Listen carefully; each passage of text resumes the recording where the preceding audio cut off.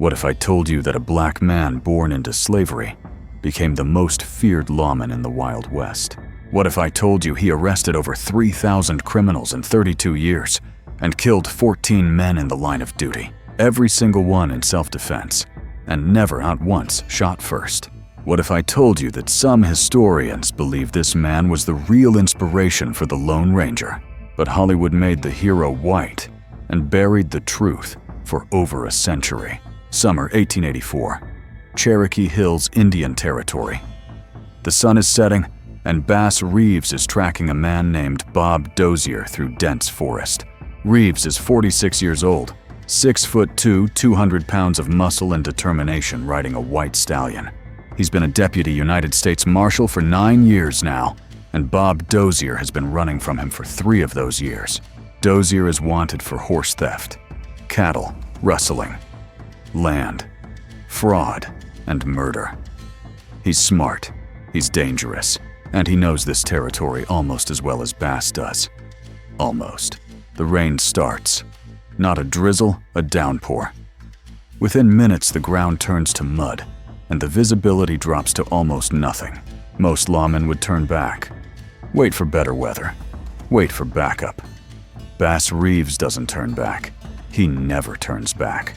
He can see Dozier's tracks, even in the mud, even in the darkness.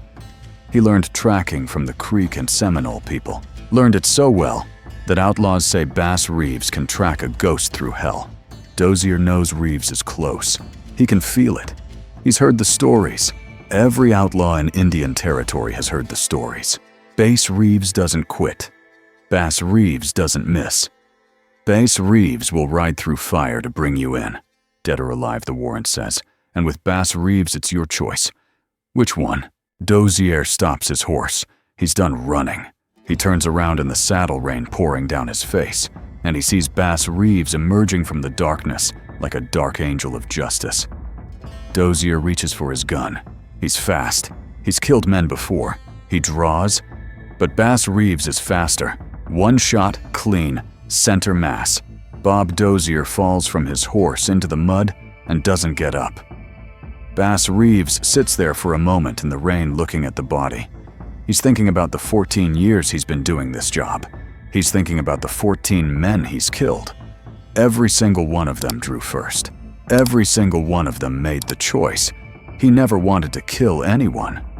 But he will protect this badge. He will uphold this law. Because somebody has to. And if a black man born into slavery can do it better than anyone else, then that's what he'll do. This wasn't the first time Bass Reeves faced death. It wouldn't be the last. For 32 years, from 1875 to 1907, Bass Reeves rode 75,000 square miles of the deadliest territory in America. Indian Territory, they called it.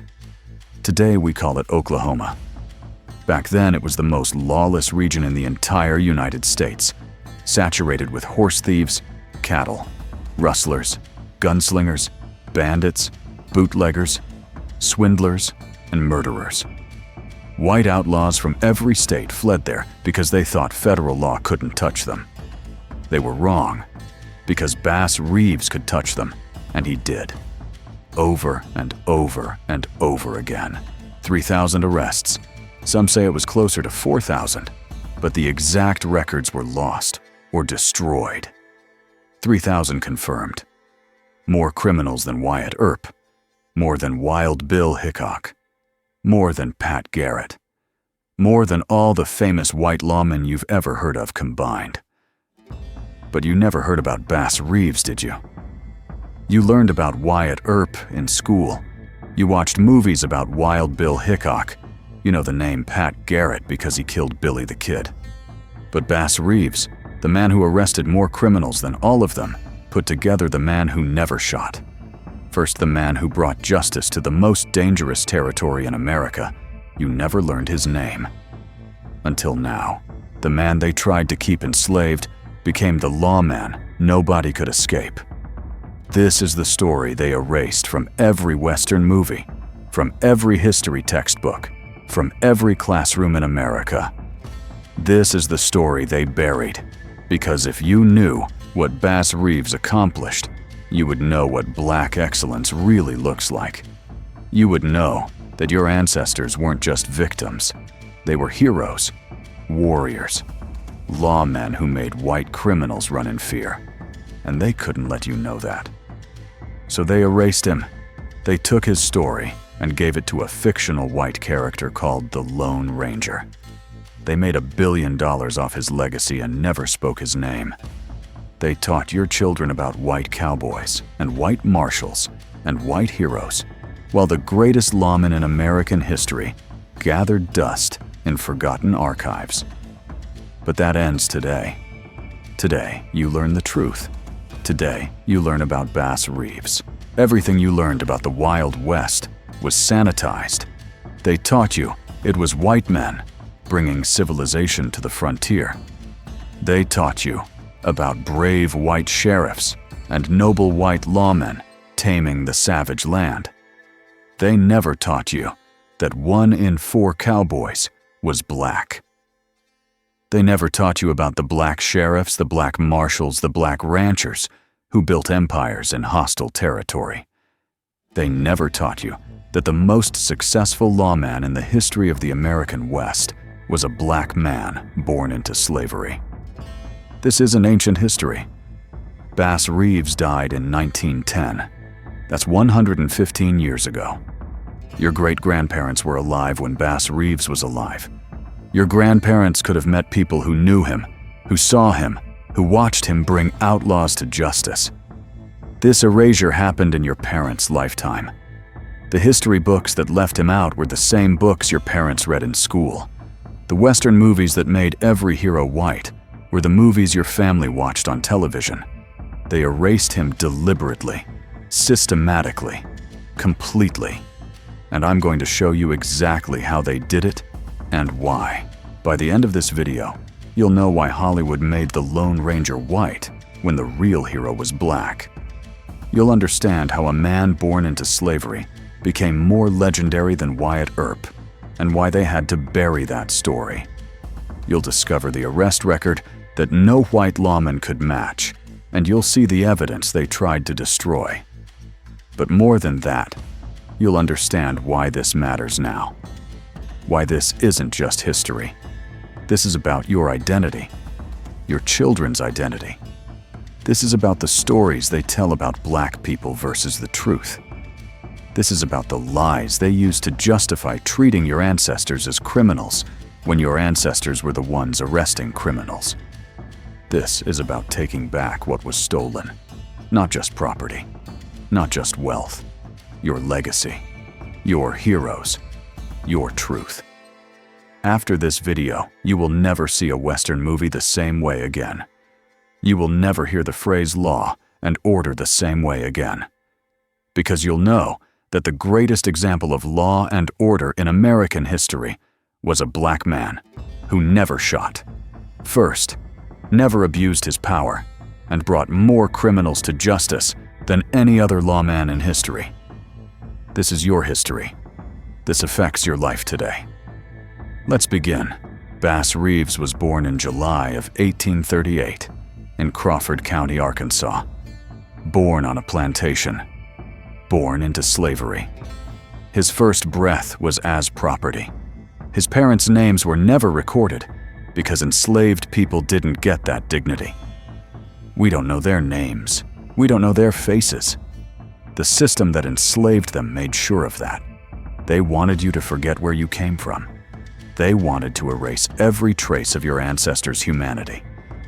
But we know Bass, because what he did was too big to completely erase. His owner was a man named William S. Reeves, an Arkansas state legislator. Think about that. A lawmaker owned human beings, a man who made laws enslaved children. Bass grew up working as a water boy, carrying water to enslaved adults, working in the fields under the brutal Arkansas sun. Then, as he got older, he became a field hand himself, picking cotton, breaking his back in the heat. Property. That's all he was. Property with a pulse. When Bass was 8 years old in 1846, William S. Reeves moved the family to Paris, Texas. Bass went with them. Not because he chose to, because he was owned. In Texas, William Reeves died, and his son George Reeves inherited Bass. That's how it worked.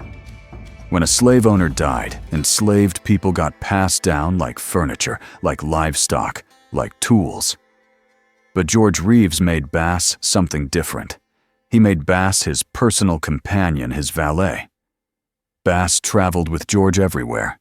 George was building a reputation getting involved in politics like his father. Bass was always there, always watching, always learning.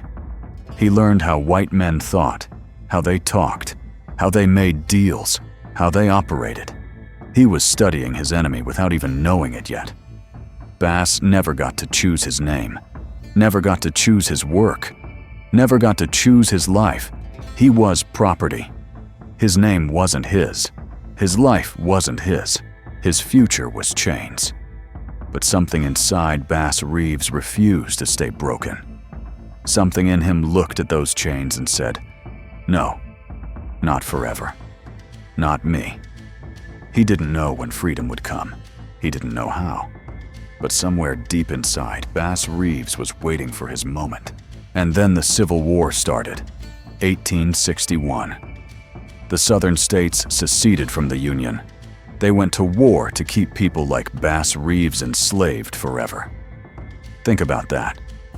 600,000 men died fighting over whether black people were human beings or property. 600,000. The bloodiest war in American history. And it was about you, about your ancestors, about whether you deserved to be free. George Reeves joined the Confederate Army, and he took Bass with him. He forced Bass to go to war, forced him to serve the army that was fighting to keep him enslaved. Imagine that. You're enslaved, and your owner makes you fight in a war to keep yourself enslaved. The psychological torture of that, the humiliation, the rage that must have burned inside Bass Reeves every single day. But Bass went, because he had no choice. He served George Reeves during the war, cooked for him, set up his tent, cleaned his weapons, took care of his horse. All while Confederate soldiers fought and died to make sure Bass would never be free. And then something happened. The stories vary. The details got lost over time. But here's what we know. During the Civil War, Bass Reeves and George Reeves had a confrontation. One version says they were playing cards and an argument broke out. Another version says Bass heard about the Emancipation Proclamation and knew he was supposed to be free. Whatever the exact details, what matters is this. Bass Reeves hit George Reeves. A slave struck his master. That was a death sentence. Automatic. Immediate. No trial. No mercy. If Bass stayed, he was dead. So Bass ran. Picture this. You're in the middle of a war zone. Confederate soldiers everywhere. You just struck a white man. A Confederate officer. You're a black man with no weapons, no food, no map, no plan. If they catch you, they will torture you. They will make an example of you. They will make sure every other enslaved person sees what happens when you fight back. Bass Reeves ran anyway. He had two choices. Stay enslaved and die. Or run and maybe die, but die free. He chose freedom. Even if it meant dying free. He ran west, into Indian Territory, into what is now Oklahoma, into 75,000 square miles of wilderness. No roads, no towns, no law, just survival. And Bass Reeves survived. He found the Creek Nation, the Seminole Nation, the Cherokee Nation. These were indigenous peoples who had been forced off their land by the United States government, marched west on the Trail of Tears, and resettled in Indian Territory. Some of them had also owned slaves. Some of them had freed their slaves. Some of them helped escaped slaves. It was complicated. It was survival for everyone. But they took Bass in. Or at least they didn't turn him over to Confederate soldiers. And Bass learned. He learned the Creek language. He learned the Seminole language. He learned Cherokee. He became fluent in multiple indigenous languages. He learned the land, every river, every hill, every forest, every hiding spot. He learned how to track, how to hunt, how to survive in wilderness that would kill most men. The Creek and Seminole people taught him how to shoot. Bass became a master marksman, not just good, not just skilled, legendary. He learned to shoot with both hands. Ambidextrous, he could shoot a rifle with his right hand while firing a pistol with his left. He could hit a target at 500 yards. He could shoot a man off a horse in the middle of a storm at night. The indigenous people saw his potential, and they trained him.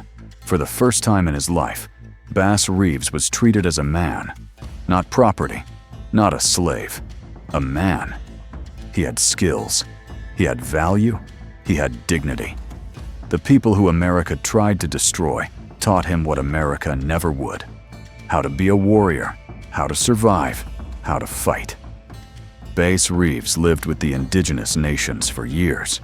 While the Civil War raged, while hundreds of thousands died, while Abraham Lincoln signed the Emancipation Proclamation declaring enslaved people free, Bass was in Indian Territory becoming someone new. Not a slave anymore, a free man, a warrior, a survivor. 1865. The war ended. The Confederacy lost. The 13th Amendment abolished slavery. Bass Reeves was officially free. Not a fugitive anymore. Not property. A free man under the law. He left Indian Territory.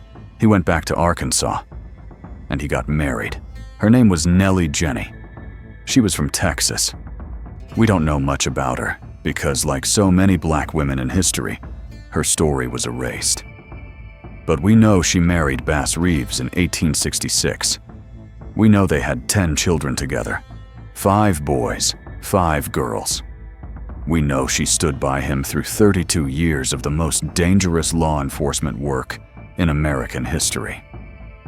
We know that every time Bass rode out into Indian Territory to hunt outlaws, she didn't know if he'd come back, but she let him go, because that's who he was. A man who would face death for justice. Bass settled near Van Buren, Arkansas. He became a farmer, bought land. Think about that. A man born as property now owned property. A man who couldn't choose his own name now owned acres of land. Bass worked that land, grew crops, raised his children, lived free. For 10 years, from 1865 to 1875, Bass Reeves was a farmer. But farming wasn't enough.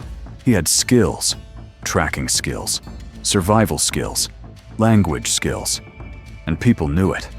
Occasionally, lawmen would hire Bass as a scout. They needed someone to track criminals through Indian Territory. They needed someone who knew the land, someone who spoke the languages, someone the indigenous people and black people would trust. Bass would take the job, track the criminal, bring him in, then go back to his farm. He was good at it, really good. And people noticed. Then in 1875, everything changed. A judge came to Fort Smith, Arkansas. His name was Isaac C. Parker. History remembers him as the hanging judge because he sentenced so many men to death. But what history doesn't tell you enough is why. Because Indian Territory was out of control. Murders, robberies, assaults, every day. The federal court in Fort Smith had jurisdiction over Indian Territory, but they couldn't enforce it. Outlaws knew that. So they fled there. White criminals from every state ran to Indian Territory because they thought they were untouchable. Judge Parker looked at that lawlessness and said not anymore. He appointed a United States Marshal named James F. Fagan. And Marshal Fagan needed deputies. Not just a few. 200 of them. 200 deputy United States Marshals to clean up 75,000 square miles of the most dangerous territory in America. Fagan heard about Bass Reeves, heard about his skills, heard about his languages, heard about his knowledge of the territory, Heard that he was black, which meant black outlaws, and indigenous people might trust him more than white lawmen. Heard that he was fearless. So Marshal Fagan recruited Bass Reeves, and in 1875, Bass Reeves was sworn in as a Deputy United States Marshal, one of the first black deputy marshals west of the Mississippi River. A man born into slavery was now a federal lawman with the authority to arrest anyone, black or white, and bring them to justice, dead or alive. Bass Reeves was 37 years old. He had been free for 10 years, and now he wore a badge. Now he carried a warrant. Now he had authority. The outlaws had no idea what was coming. Bass Reeves rode into Indian Territory in 1875 with a badge, a warrant, and a mission. The orders were simple. Bring them in alive or dead. Your choice, outlaw. Surrender or fight. Live or die.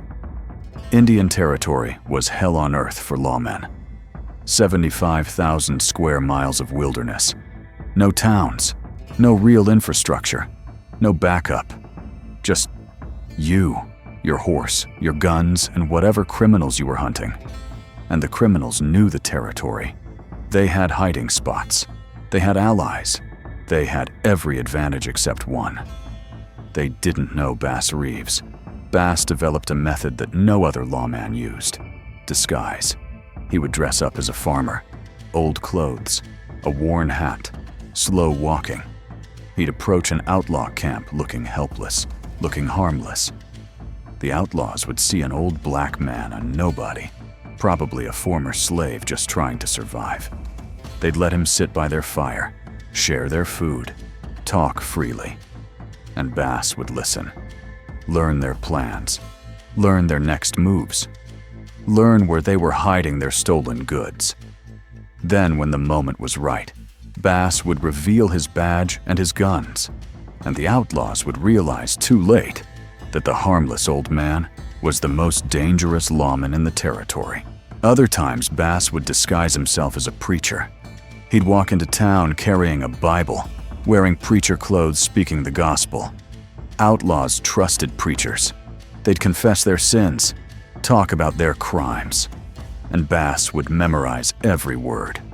Then he'd arrest them. One time, Bass was tracking two outlaws who were wanted for murder. They were hiding in the wilderness, and they were smart. They kept moving. They never stayed in one place. But Bass tracked them for weeks. Finally, he got close. Too close to use disguise. So he tried something else. Bass found their camp at night. He waited until they were asleep. Then he walked into their camp in the darkness, quiet as death, and handcuffed them both before they even woke up. When they opened their eyes, they were in chains, and Bass Reeves was standing over them with a gun pointed at their heads. He said, "Good morning, boys. You're under arrest." They rode back to Fort Smith without a fight. Bass spoke Creek. He spoke Seminole. He spoke Cherokee. When he rode into indigenous communities, he didn't come in like the white marshals did, aggressive and suspicious. He came in respectful. He spoke their languages. He asked questions politely. He treated them like human beings, and they helped him. They told him where the outlaws were hiding. They gave him information that white lawmen could never get. Because Bass Reeves understood something the white lawmen didn't. You catch more criminals with respect than with force. But make no mistake, Bass Reeves could use force. He was 6'2", 200 pounds of muscle. He was ambidextrous. He could shoot with both hands. He carried two guns, a rifle and a pistol. Sometimes 2 pistols. He could draw faster than almost any man alive. He could hit a target at 500 yards. Other marshals would brag about their shooting skills, and then they'd see Bass Reeves shoot, and they'd go quiet. Because Bass didn't just hit targets.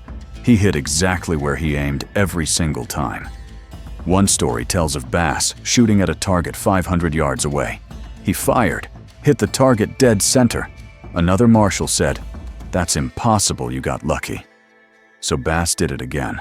Same distance, dead center. The marshal walked away embarrassed. But here's the thing. Bass Reeves never shot first. Ever. Not once in 32 years. Every single time he killed a man, that man drew first. Every single time. 14 outlaws died at Bass Reeves's hands. 14. And every single one of them made the choice to draw their weapon. Bass gave them the option every time. Surrender or fight. They chose fight. They died. Think about the discipline that takes. You're facing a killer. A man who has murdered before and will murder again. He's reaching for his gun. Every instinct screams, shoot him first. But Bass Reeves didn't. He waited. He let them draw. He gave them the chance. And then, when they made their choice, he was faster. Always faster. Why? Because Bass Reeves understood something profound. He was a black man with a badge in Jim Crow America. He knew that white people were looking for any excuse to say black people were violent, were criminals, were dangerous. He knew that one mistake, one bad shooting, one moment of unnecessary force, and they would use it to destroy him and every black lawman who came after him. So he held himself to a higher standard than any white lawman ever had to meet. He never shot first. Never. And it worked. In 32 years, Bass Reeves never faced serious accusations of excessive force, never was charged with murder, never was accused of shooting an unarmed man. Because he never did. He was perfect. He had to be perfect. Because he was black. Now let's talk about the numbers.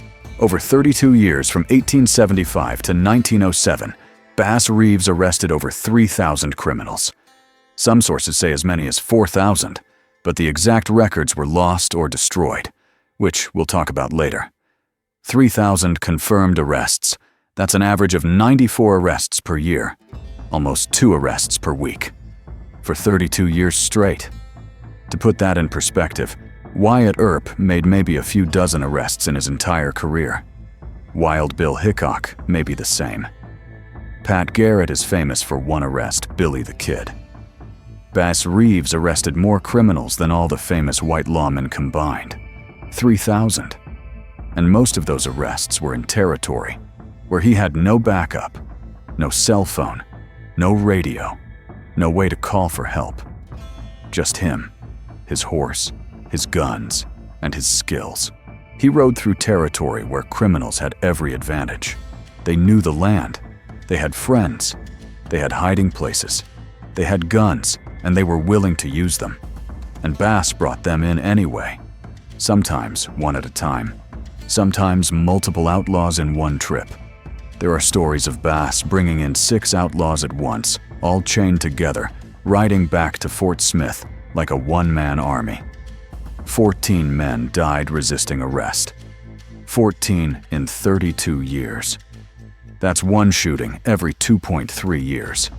Compare that to modern police officers who sometimes shoot multiple people in a single year. Bass Reeves went years without firing his weapon at a human being. But when he had to, he didn't miss. And in 32 years of facing down killers and thieves and violent men, Bass Reeves was never seriously wounded, never shot, never stabbed, never beaten. He walked away from gunfights that would have killed other men. Some said he was lucky. Others said he was blessed.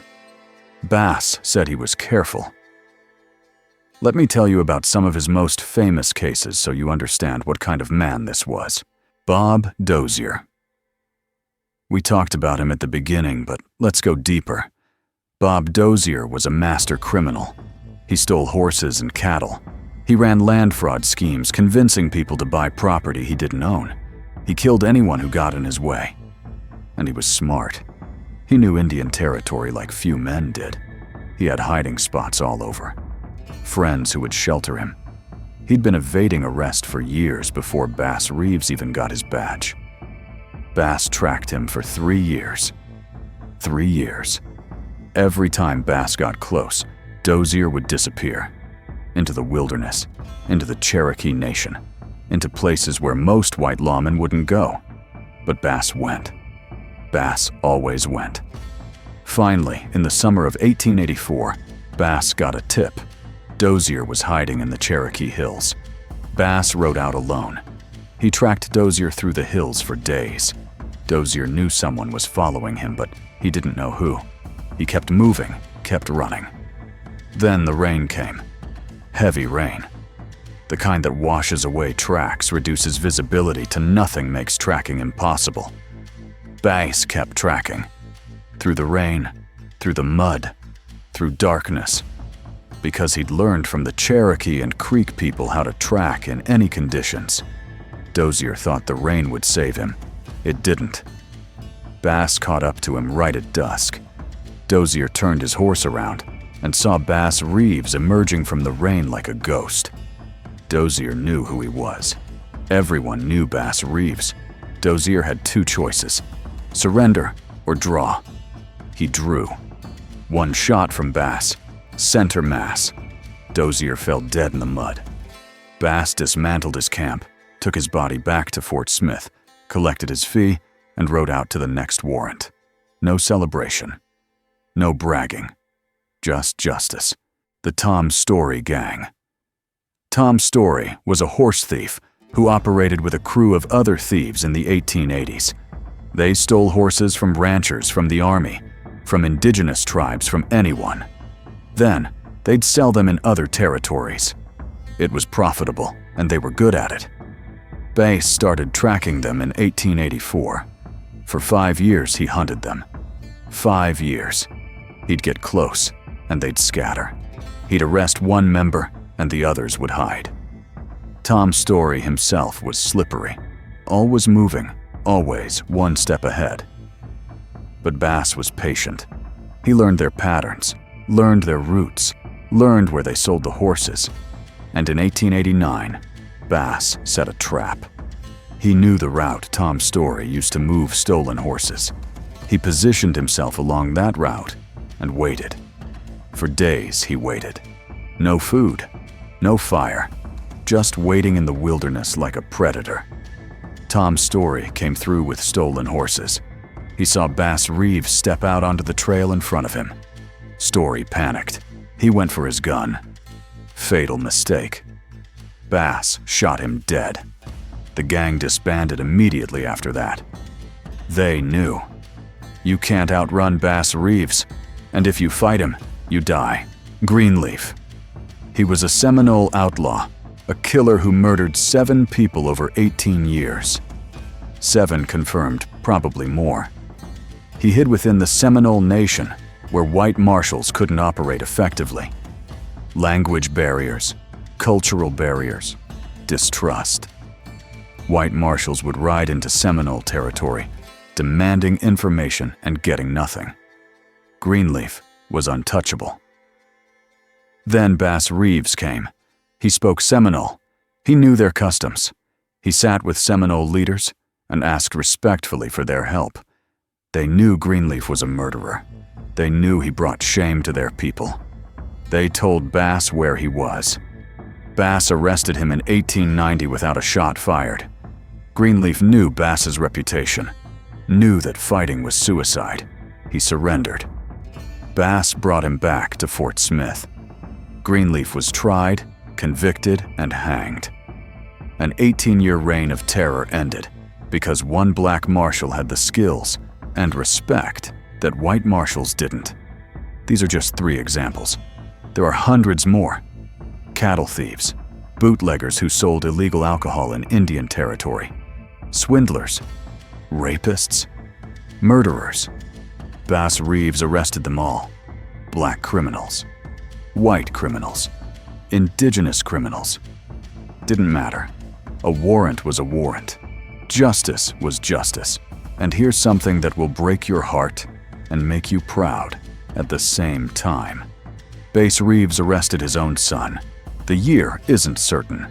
Sometime in the late 1890s or early 1900s.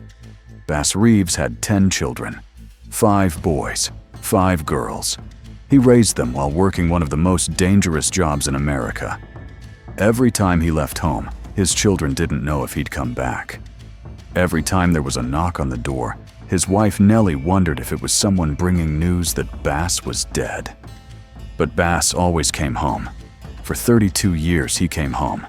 He taught his children about justice, about integrity, about doing what's right no matter the cost.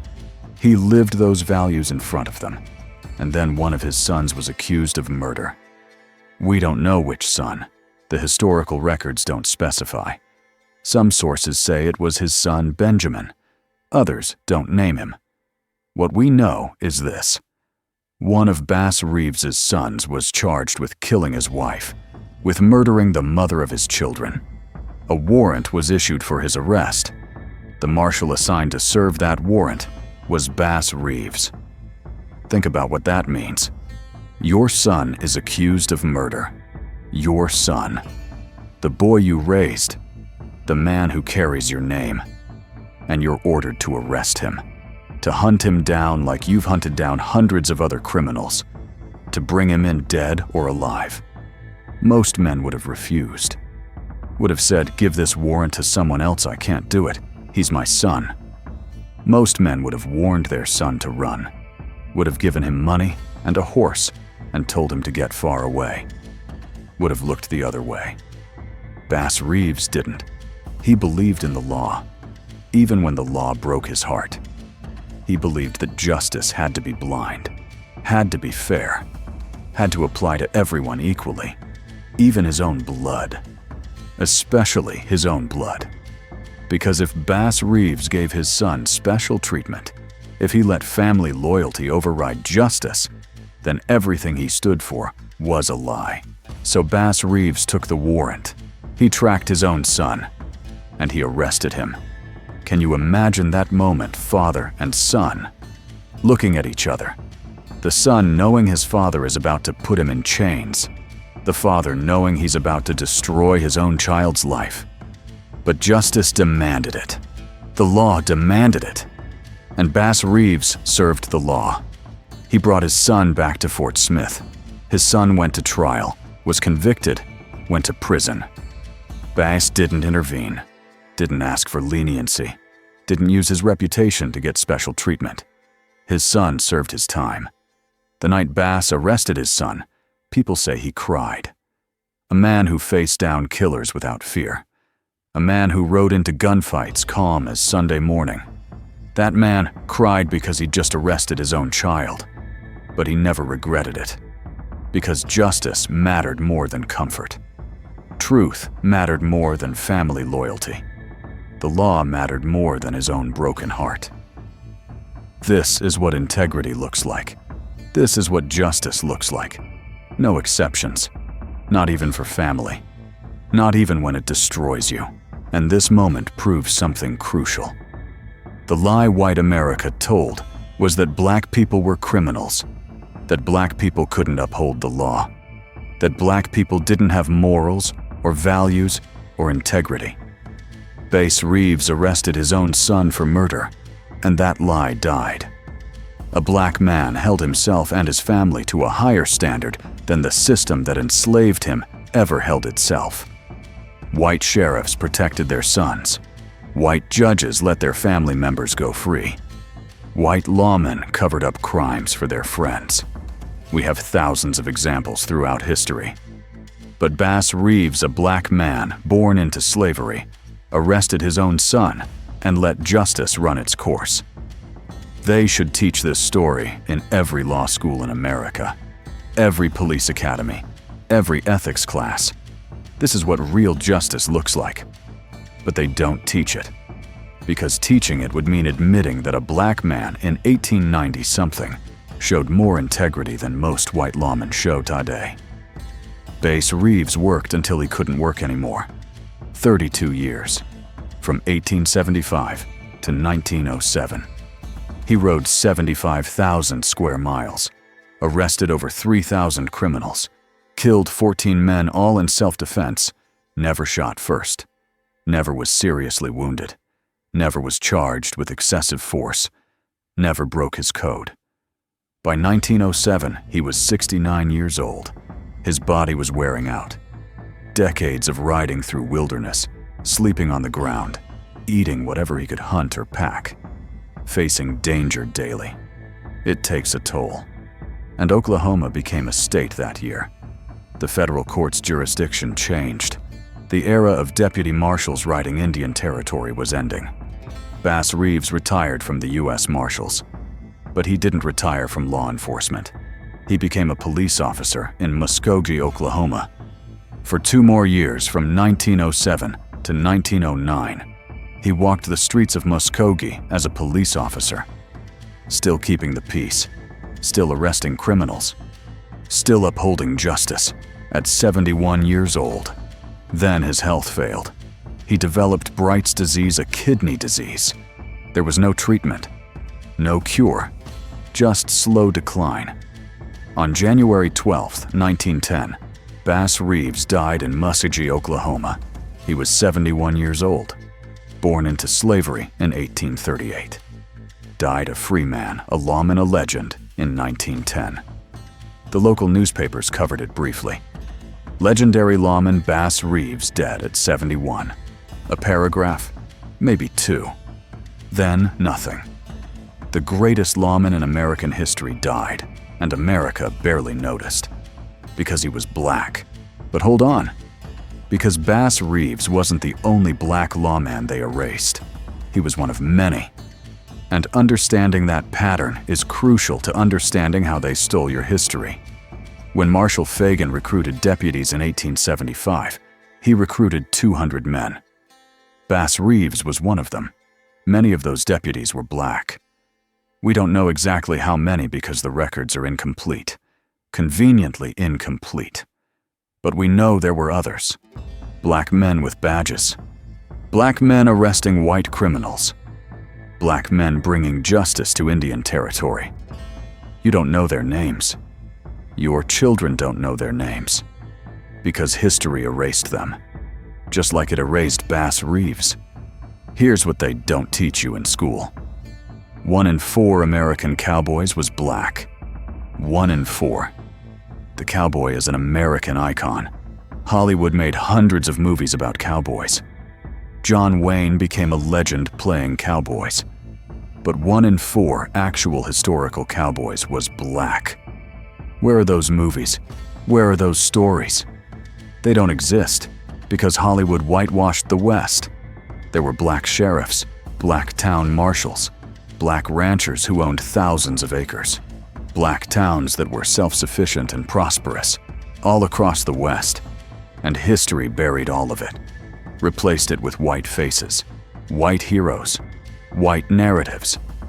Bass Reeves arrested more criminals than Wyatt Earp, more than Wild Bill Hickok, more than Bat Masterson, more than Pat Garrett, more than all of them combined. But ask anyone to name a famous Western lawman, and they'll say Wyatt Earp. They'll say Wild Bill Hickok. They won't say Bass Reeves. They made 50 movies about Wyatt Earp. Wyatt Earp, who arrested maybe a few dozen criminals in his life, who was involved in the gunfight at the OK Corral, which lasted 30 seconds and involved a handful of men. That's what makes you Hollywood famous. 30 seconds and a few dozen arrests. Bass Reeves arrested 3,000 criminals over 32 years. Where are his 50 movies? Where are his television shows? Where is his fame? They gave it to white men. They took a black hero and buried him. But it gets worse. They didn't just bury Bass Reeves, they stole his story. In 1933, a radio show premiered called The Lone Ranger. You know the story. A masked lawman who rides a white horse, works with a Native American partner named Tonto, fights for justice in the Old West, and never shoots to kill. He always shoots to disarm. He's mysterious, he's skilled, he's legendary. The Lone Ranger became one of the most famous characters in American entertainment history.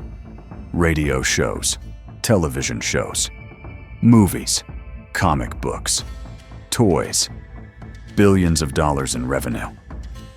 Now let me describe Bass Reeves. He rode a white horse. He worked closely with Native Americans who respected him and helped him track criminals. He fought for justice in the Old West for 32 years. He never shot first, always gave outlaws the choice to surrender. He was mysterious, using disguises so effectively that criminals didn't recognize him. He was skilled beyond any other lawman. He became legendary. You see it now, the Lone Ranger is Bass Reeves. They took a black hero and made him white. They took your ancestors' legacy and gave it to a fictional white character. The creator of the Lone Ranger never admitted this. Convenient. He claimed the character was inspired by various sources, never naming Bass Reeves.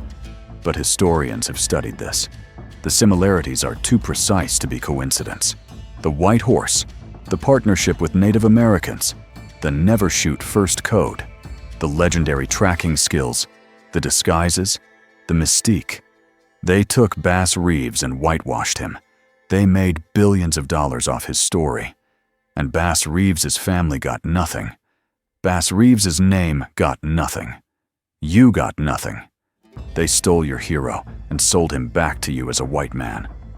And for generations, black children grew up watching the Lone Ranger on television, watching a white hero on a white horse saving the West, never knowing the real Lone Ranger was black, never knowing their ancestor was the inspiration, never knowing they were watching stolen legacy. That's not accident. That's systematic erasure. That's cultural theft. That's how white supremacy operates. They don't just oppress you, they steal your achievements and claim them as their own. In 1996, Bass Reeves' first wife Nellie died in Fort Smith, Arkansas. Bass was 58 years old. They'd been married 30 years, 10 children together. She stood by him through decades of the most dangerous work imaginable. And then she was gone. 4 years later, in 1900, Bass married again. Her name was Winnie Sumter. We don't know much about her, because her story was erased too. But she was with Bass for the last 10 years of his life. Through his retirement from the Marshals, through his years as a Muskogee police officer, through his final illness, she was there. When Bass died in 1910, he was buried in Muskogee. Winnie was there. His children were there. People who knew him came to pay respects. But nationally, silence. The greatest lawman in American history was buried, and the nation moved on like he never existed. For decades, Bass Reeves was forgotten. His name appeared in a few historical records. A few local historians knew about him, but nationally erased. Your parents didn't learn about him in school.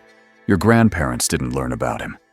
Generations of Americans grew up completely ignorant that the most successful lawman in the history of the West was a black man.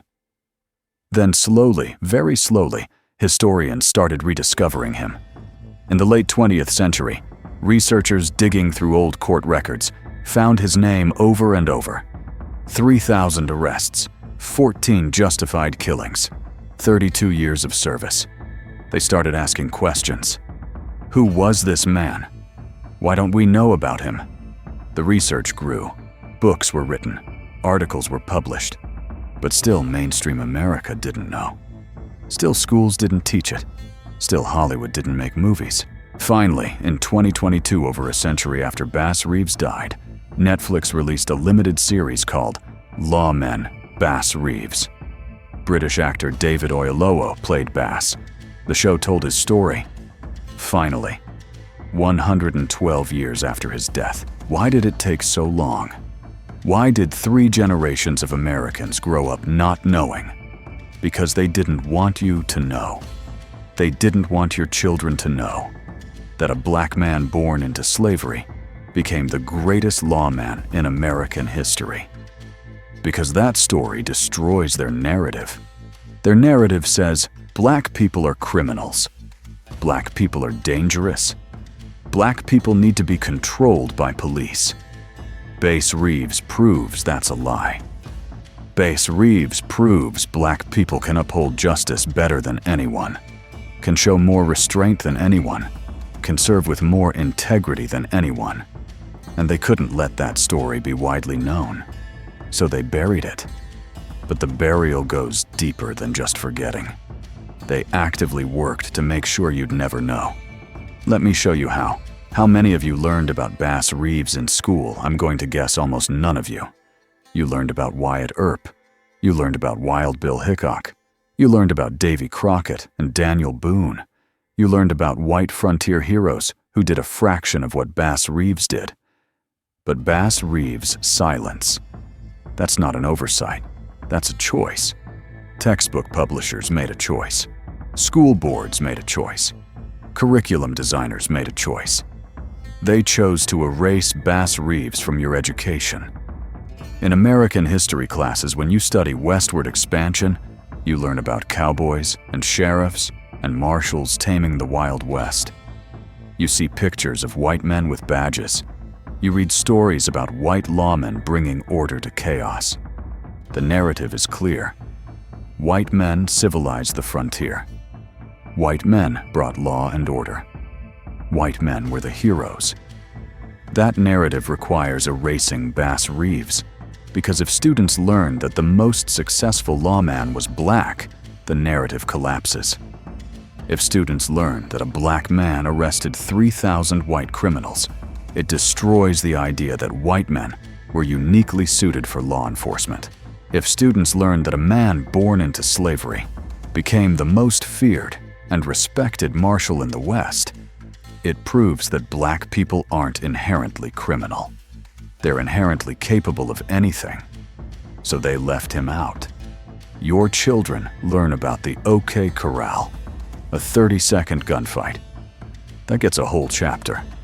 But 32 years of legendary law enforcement by a black marshal, not even a footnote. Oklahoma is especially guilty of this. Bass Reeves worked primarily in what became Oklahoma. He rode 75,000 square miles of that territory. He brought justice to that land. He's an Oklahoma hero, an Oklahoma legend. And for decades, Oklahoma schools barely mentioned him. The greatest lawman in Oklahoma history, and Oklahoma children didn't learn his name. Why? Because Oklahoma's history is complicated. Oklahoma was built on stolen indigenous land. Oklahoma had Jim Crow laws. Oklahoma had segregation. Oklahoma had lynchings. And teaching about Bass Reeves means teaching that a black man upheld justice while white Oklahomans committed injustice. That's uncomfortable. So they avoided it. It wasn't until the late 1990s and early 2000s that Oklahoma educators started including Bass Reeves in curriculum. And even now it's minimal. A paragraph, maybe a page. Nothing close to the attention given to white historical figures who accomplished far less. The same thing happened in Arkansas, where Bass was born, in Texas, where he was enslaved. These states erased him from their history because acknowledging him means acknowledging that black excellence existed even during slavery and Jim Crow. And that acknowledgement threatens white supremacy. But the erasure goes beyond textbooks. Hollywood played a massive role. From the 1920s through the 1970s, Hollywood made thousands of Western movies. Thousands. Cowboys, sheriffs, outlaws, gunfights. The Wild West was one of Hollywood's favorite settings. They made fortunes off Western films. How many of those films featured black lawmen? Almost zero. How many showed black cowboys? A handful, usually in minor roles. How many centered black heroes bringing justice to the frontier? You can count them on one hand. Hollywood created the myth that the Wild West was white.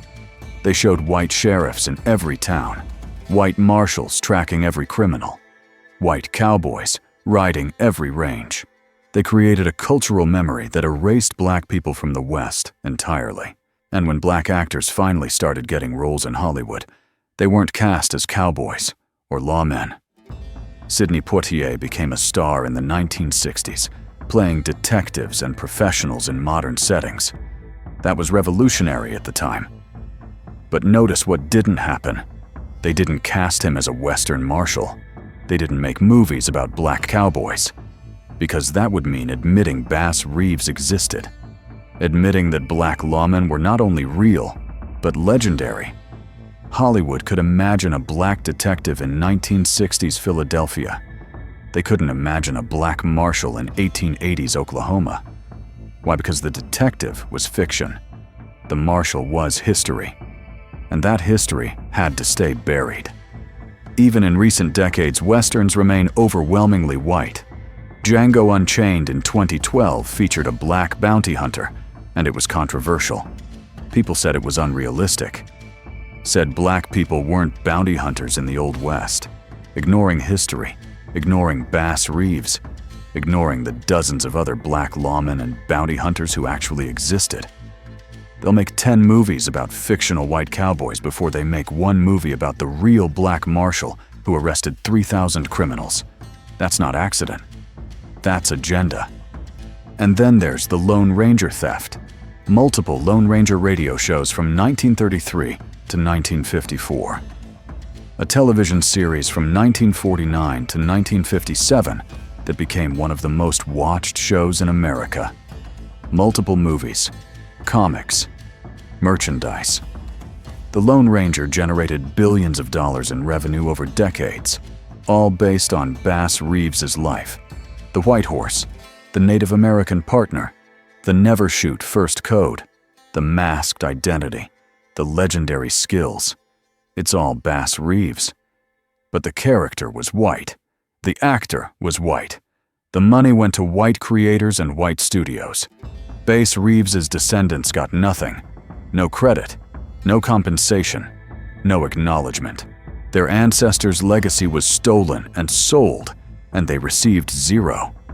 Imagine if someone took your grandfather's life story, changed his race, made millions of dollars off it, and never mentioned your grandfather's name. That's cultural theft. That's what they did to Bass Reeves. That's what they did to you. And the theft continues. In 2013, Disney made a Lone Ranger movie starring Johnny Depp as Tonto. It flopped at the box office, but they still tried. They made another Lone Ranger movie and kept the character white. They had the chance to tell the truth, to make the Lone Ranger black like the real man was. They chose the lie.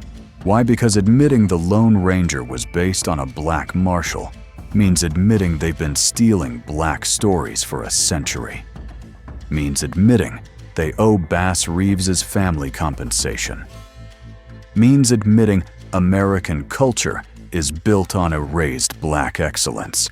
They can't admit that. So they keep lying. They keep making the Lone Ranger white. They keep burying Bass Reeves. But here's where it gets even more insidious. The erasure of Bass Reeves connects directly to modern racist narratives about crime. Turn on the news right now. What do you hear? Black crime, black violence. Black communities are dangerous. Black men are criminals. The media repeats this narrative constantly. Politicians use it to justify mass incarceration. Police departments use it to justify excessive force. The entire criminal justice system operates on the assumption that black people are inherently criminal. And then you learn about Bass Reeves, a black man who arrested 3,000 criminals, most of them white. A black man who brought law and order to the most lawless region in America. A black man who never shot for, never abused his power, never acted like the criminals he arrested. That destroys the narrative completely. If black people are inherently criminal, how did Bass Reeves arrest 3,000 criminals? If black people are naturally violent, how did Bass Reeves go 32 years, killing only 14 men in clear self-defense? If black people can't be trusted with authority, how did Bass Reeves serve with more integrity than most white lawmen? The existence of Bass Reeves proves that black people aren't the problem. White lawlessness was the problem, and a black man solved it. Indian territory in the 1800s was filled with white outlaws, white horse thieves, white murderers, white cattle rustlers, white con men. They fled there from every state because they thought federal law couldn't reach them. And a black man hunted them down. A black man brought them to justice. A black man made white criminals afraid. Let that sink in. For 32 years, white criminals feared a black lawman. They knew if Bass Reeves got your warrant, you were caught. You couldn't outrun him. You couldn't hide from him. You couldn't intimidate him. Your choices were surrender or die. And most of them chose surrender because they knew fighting Bass Reeves was suicide. A black man held authority over white criminals, made them obey, made them submit, made them face justice. That reality shatters every racist assumption about black people and crime. And that's exactly why they had to erase him. Because if Americans knew about Bass Reeves, they'd start asking questions. They'd ask why we're told black people are criminals when history shows black people catching criminals. They'd ask why we're told black communities need heavy policing when a black marshal kept 75,000 square miles safe with just a badge and his skills. They'd ask why modern police shoot first and ask questions later when Bass Reeves never shot first in 32 years. Those questions threaten the entire system, the prison industrial complex, the police state, the justification for treating black communities like war zones. All of it depends on the lie that black people are inherently dangerous. Bass Reeves proves that's false, so Bass Reeves had to be erased. Look at mass incarceration. Black people are incarcerated at 5 times the rate of white people in America. 5 times. The system says this is because black people commit more crime. That's the narrative. Black people are criminals, so we need more prisons. Bass Reeves arrested 3,000 criminals, and 14 out of 3,000 ended up dead. That's a 0.47% fatality rate. Compare that to modern American policing, where officers shoot and kill over 1,000 people per year. Bass Reeves, working alone in the most dangerous territory in America, had better outcomes than modern police departments, with radios and backup and body armor and tasers and less lethal options. How discipline, restraint, respect, skills. Bass Reeves knew how to de-escalate, knew how to track without violence, knew how to arrest without killing. He gave outlaws choices. He talked to communities with respect. He only used lethal force when someone was actively trying to kill him. Modern police could learn from a black marshal from 1875, but they won't, because that would mean admitting a black man knew how to do their job better than they do. Look at police brutality. Black men are killed by police at nearly 3 times the rate of white men. The system says this is justified. Says black men are dangerous. Says officers fear for their lives. Says split-second decisions in tense situations. Bass Reeves faced tense situations for 32 years. Outlaws drew guns on him dozens of times. He was outnumbered. He was alone in wilderness. No backup, no radio, no way to call for help. And he still waited. Still let them draw first. Still gave them the chance to surrender. And he survived 32 years doing it that way. If Bass Reeves could exercise that kind of restraint in 1880, with no backup and no body armor, why can't modern police with all their training and equipment and support? The answer is simple. They don't want to. Because the current system allows them to kill black people with minimal consequences. Changing that system would require admitting Bass Reeves existed and did it better. Look at the wealth gap. The median white household in America has $188,000 in wealth. The median black household has $24,000. That's nearly an 8-to-1 ratio. The system explains this by saying, black people don't work hard enough, don't save enough, don't make good financial decisions. Bass Reeves worked one of the hardest jobs in America for 32 years. He owned land in Arkansas. He raised 10 children. He built wealth. And then what happened to that wealth? Did his descendants inherit it? Did it compound over generations like wealthy white families' wealth compounds? Or was it stolen through Jim Crow laws, through redlining, through predatory lending, through legal theft, through the same mechanisms that destroyed Black Wall Street and stole trillions of dollars from Black Americans across the country. Bass Reeves built wealth. His generation built wealth. Black people during Reconstruction and after owned businesses and land and property. And white supremacy systematically destroyed it. Changed laws to prevent black people from passing wealth to their children. Stole property through legal loopholes. Burned black businesses. Lynched black success. So when you hear that black people have less wealth, remember Bass Reeves. Remember he earned it. He built it. And the system took it. Your family's poverty isn't your fault. It was stolen from you. And Bass Reeves is proof. If Tulsa's Black Wall Street hadn't been burned in 1921, those families would be worth billions today. If Rosewood, Florida hadn't been destroyed in 1923, those families would be generational wealth holders. If Bass Reeves's wealth had been protected and passed down, his descendants would be wealthy today. But it wasn't, because the system doesn't allow black people to accumulate and keep wealth. It never has. And Bass Reeves's erased legacy proves they've been doing it for over a century. Right now there's a debate in America about reparations. Should descendants of enslaved people receive compensation for slavery and Jim Crow? The opponents say slavery was too long ago. Say current generations aren't responsible. Say black people just need to work harder. Bass Reeves destroys all those arguments. He was born into slavery in 1838. That's not ancient history. That's 187 years ago. Your great-great-great-grandfather could have been alive when Bass Reeves was alive. This is recent history. Bass Reeves went from enslaved property to federal lawman in one lifetime.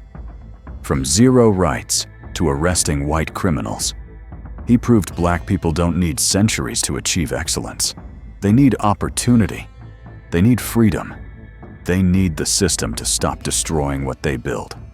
And Bass Reeves died in 1910, 115 years ago. His children lived into the mid-20th century. His grandchildren are probably still alive. This isn't ancient history. This is your family's history. Your grandmother's lifetime. Your parents' lifetime. The theft is ongoing. It didn't end with slavery. It continued through Jim Crow, through segregation, through redlining, through mass incarceration, through police brutality, through educational erasure. It's happening right now. And Bass Reeves's erased story is part of that ongoing theft. They say you need to move on, stop talking about the past, but they're still benefiting from what they stole in the past. White families still own the land they stole from black families. White institutions still have the wealth they accumulated by exploiting black labor. White culture still profits from the stories they stole from black heroes. You're not asking for a handout. You're asking for what's owed, what was stolen, what Bass Reeves and his generation earned and built, and your family should have inherited. That's not reparations. That's repayment. That's restitution. That's justice. Bass Reeves earned his place in history, earned his legend, earned his legacy, and they stole it. Made billions off the Lone Ranger using his story, sold toys and comics and movies based on his life, and gave his descendants nothing. That's theft, and it's still happening.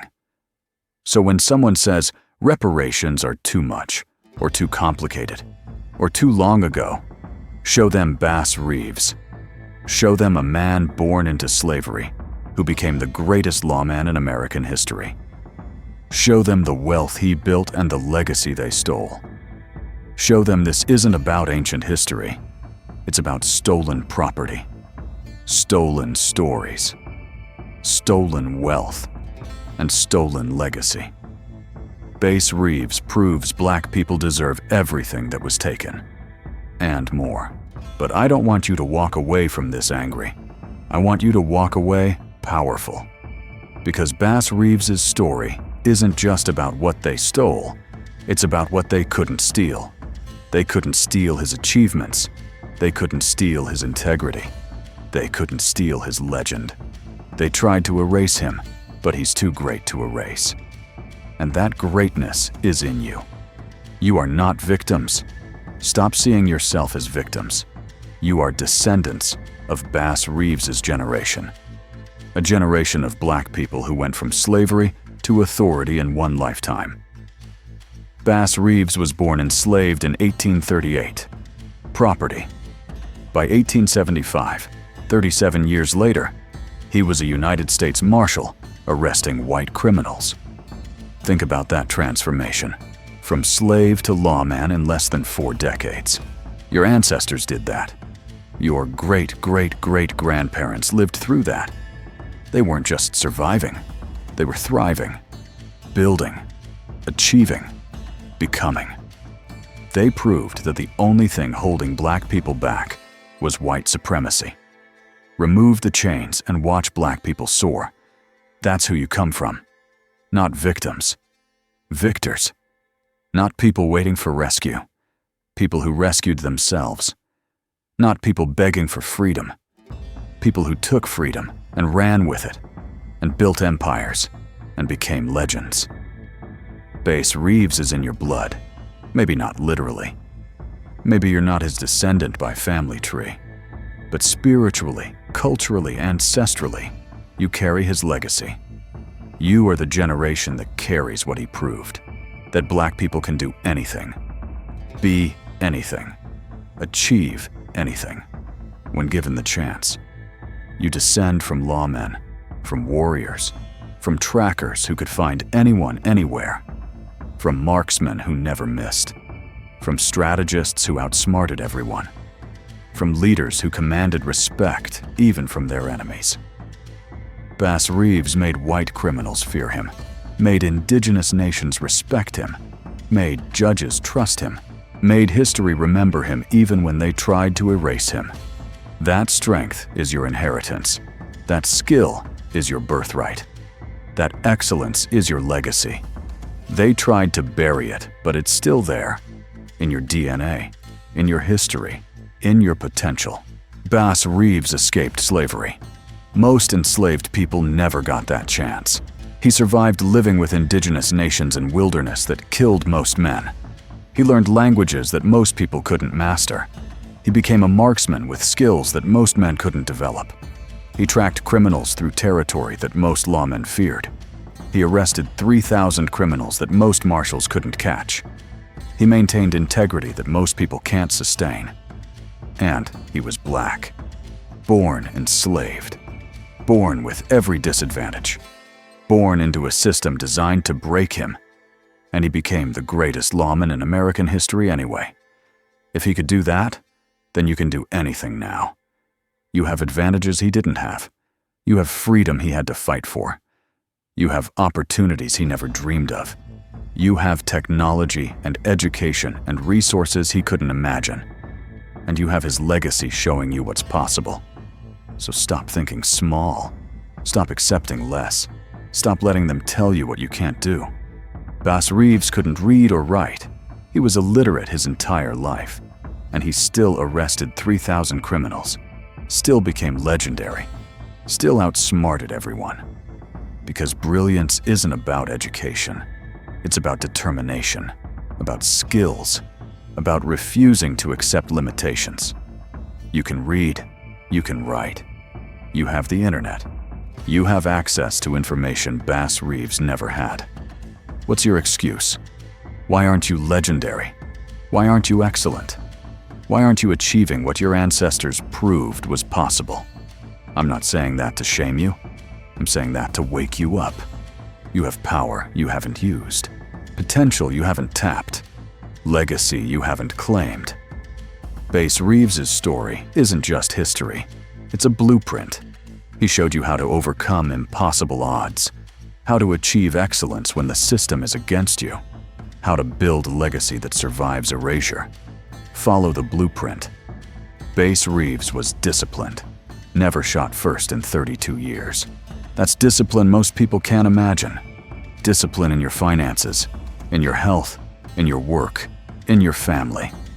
That discipline builds excellence. Bass Reeves was strategic, used disguises, spoke languages, knew the territory. He didn't just work hard, he worked smart. Strategy in your career, in your investments, in your goals. Strategy builds success. Bass Reeves was principled, arrested his own son rather than compromise justice. How many people have that kind of integrity, principles in your business, in your relationships, in your life?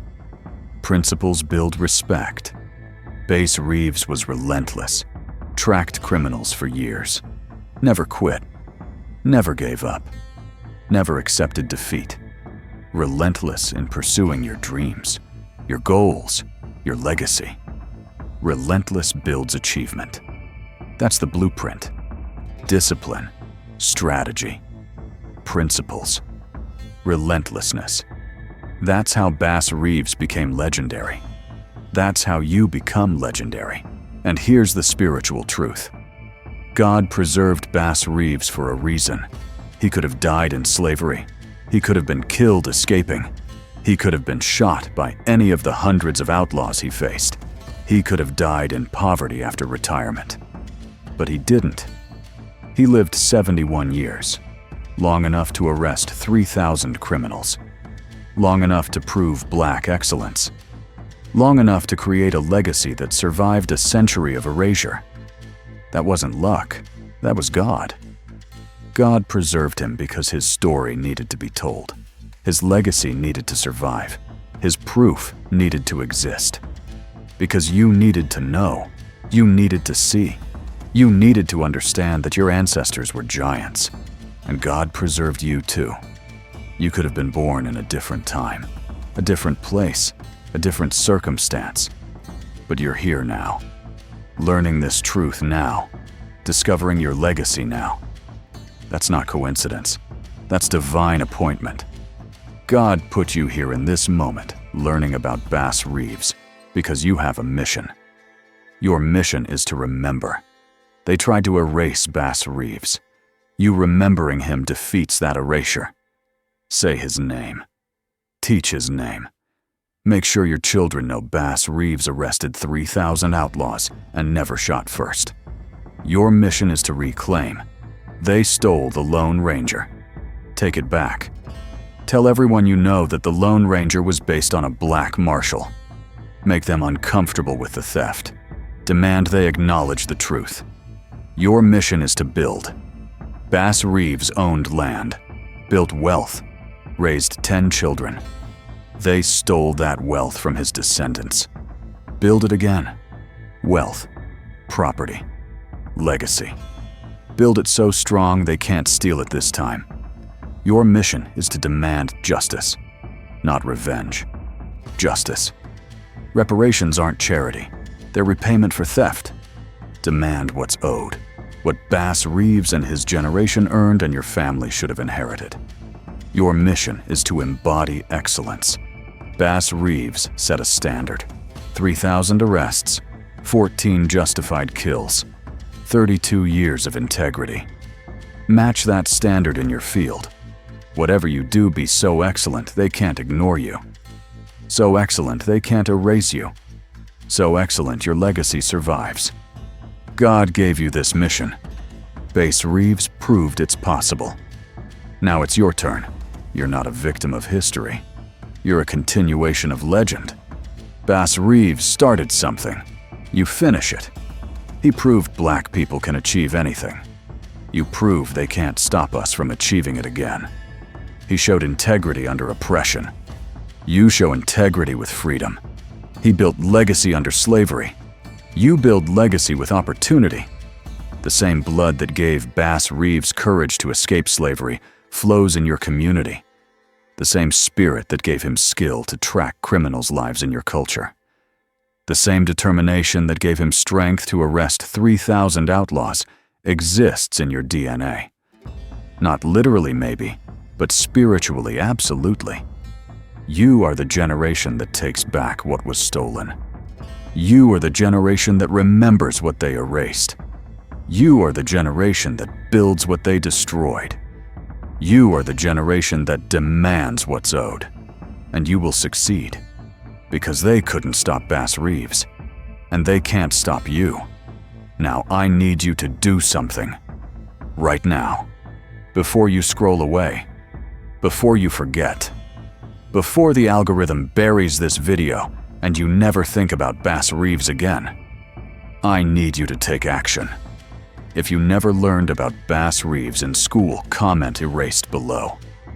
Let me see how many of you were robbed of this education. Let the algorithm know this story matters. Every comment helps this video reach more people. Every comment is a vote against erasure. If you're angry that Hollywood whitewashed Bass Reeves and made the Lone Ranger white comment stolen, show me you understand what they took from you. Show me you're done accepting theft. If you think Bass Reeves deserves a major Hollywood movie, a big-budget film that tells his real story, with his real name, and gives his descendants the credit and compensation they deserve, comment "Make it." Let Hollywood see the demand. Let them know we want our heroes back. Hit that like button right now. Your like isn't just engagement, it's a declaration. You're declaring this truth matters. This history matters. This hero matters. Every like pushes this video to more people. Every like fights against the erasure they've maintained for over a century. Share this video. I mean it. Share it with your family. Share it with your friends. Share it with people who love westerns and grew up watching cowboy movies and never knew the greatest cowboy lawman was black. Share it with your children so they learn Bass Reeves before they learn the lies. Share it with people who think black people are criminals so they see a black man who arrested 3,000 criminals. If we don't share this, they bury it again. Bass Reeves was forgotten for 100 years. Don't let it happen again. Your share could be the reason someone else discovers their legacy. Your share could be the reason a child learns to be proud of their ancestors. Your share could be the reason this story finally gets the recognition it deserves. Do it now. Before you forget. Before you move on. Before the moment passes. But I'm not done yet. Because there's more. So much more. Bass Reeves is one story, one hero, one legend they erased. But there are hundreds more. Black sheriffs who protected their towns. Black cowboys who built ranches. Black soldiers who won battles. Black entrepreneurs who created wealth. Black inventors who changed the world. Black leaders who fought oppression. All erased. All buried. All waiting to be rediscovered.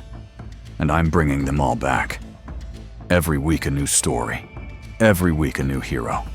Every week more proof that your ancestors were warriors, not victims. Builders, not beggars. Legends, not footnotes. Subscribe to this channel right now. Don't wait. Don't think about it. Subscribe. Because next week I'm exposing another story they don't want you to know. The black woman who armed herself with a Winchester rifle and documented 5,000 lynchings. The black Marshal who stopped the KKK. The black town that became so wealthy, white neighbors destroyed it with bombs and military force. The black rancher who owned 10,000 acres and fought off land thieves with a private army. All true, all documented, all erased from your education, and all coming to this channel. We're building a community here, a community of truth tellers, people who refuse to let black excellence be buried, people who demand their heroes be remembered, people who won't accept the sanitized, whitewashed, lie-filled version of history they feed us, people who know the truth and share the truth and teach the truth to the next generation. Subscribe and join us. Be part of the community that makes sure no child grows up not knowing Bass Reeves. No family forgets where they came from. No generation accepts the lies they're taught in school. Tell your children about Bass Reeves tonight, at dinner, before bed, whenever. Show them this video if they're old enough. Tell them their ancestor was a United States Marshal who arrested 3,000 outlaws. Tell them a black man made white criminals afraid. Tell them they descend from excellence, from greatness, from legend. Don't let another generation grow up learning about Wyatt Earp and not Bass Reeves. Don't let Hollywood keep making Lone Ranger movies without acknowledging they stole the story from a black man. Don't let the system keep telling your children they come from criminals when they come from the marshal who arrested criminals. You have a choice right now. Scroll past and forget, or subscribe and remember. Let this be entertainment that fades, or let it be truth that changes you. Accept the erasure, or fight it. What's it gonna be? Subscribe, like, comment, share. Right now, not later. Now, because later never comes. Now is when action happens. Now is when change starts. Now is when you decide to be the generation that remembers instead of the generation that forgot. Do it. Right now. Let me pray with you. Bow your heads. Close your eyes if you're somewhere you can. Let's honor Bass Reeves the way he deserved to be honored when he died. Let's honor your ancestors the way they deserve. Father God, we come to you with grateful hearts. We thank you for Bass Reeves. We thank you for preserving him through slavery, when he could have died, nameless and forgotten. We thank you for giving him the courage to escape, for leading him to the Creek and Seminole people who taught him to survive, for protecting him through years in the wilderness alone. We thank you for giving him 32 years to prove what black excellence looks like, for giving him the opportunity to show the world that a black man born into slavery could become the greatest lawman in American history, for giving him the strength to arrest 3,000 criminals, for giving him the discipline to never shoot first, for giving him the integrity to arrest even his own son. We thank you that he lived 71 years, long enough to see freedom, long enough to raise 10 children, long enough to own land, long enough to build legacy, long enough to create proof that we can show the world today. Lord, we pray for Bass Reeves' descendants. We don't know where they are. We don't know if they know their great-great-grandfather's story. But you know. Bless them, Father. Let them discover their legacy if they don't know it. Let them receive honor and compensation for what was stolen from their family. Let them know Bass Reeves is remembered, respected, celebrated. We pray for every person watching this video. Give them the spirit of Bass Reeves, the courage to face danger, the discipline to never compromise their principles, the integrity to do right even when it costs everything, the relentlessness to never quit, the excellence that can't be denied. We pray for the children who will learn about Bass Reeves because of this video. Open their eyes to their power. Let it wake people up. Let it restore pride. Let it demand justice. Let it change hearts. Let it transform minds. Let it build a generation that knows who they really are. In the mighty name of Jesus, who said the truth will set you free. And the truth is setting us free right now. Amen. Bass Reeves rode for justice for 32 years. Through heat and cold, through danger and peace, through fame and obscurity. He never quit. He never compromised. He never broke. Neither will we. They erased him once. We're bringing him back. And we're never letting him be forgotten again. Walk in truth. Demand justice. Build legacy. You are descendants of the greatest marshal in American history. You are heirs to excellence they tried to steal. You are carriers of a legacy that survived erasure. Bass Reeves, born enslaved 1838, died free 1910. 3,000 arrests, 14 kills all self-defense. Never shot first, never forgotten again. Remember his name, say his name, teach his name, be like him, Until next time, stay strong, stay proud, stay excellent. Base Reeves lives, and so does everything he proved about who we really are.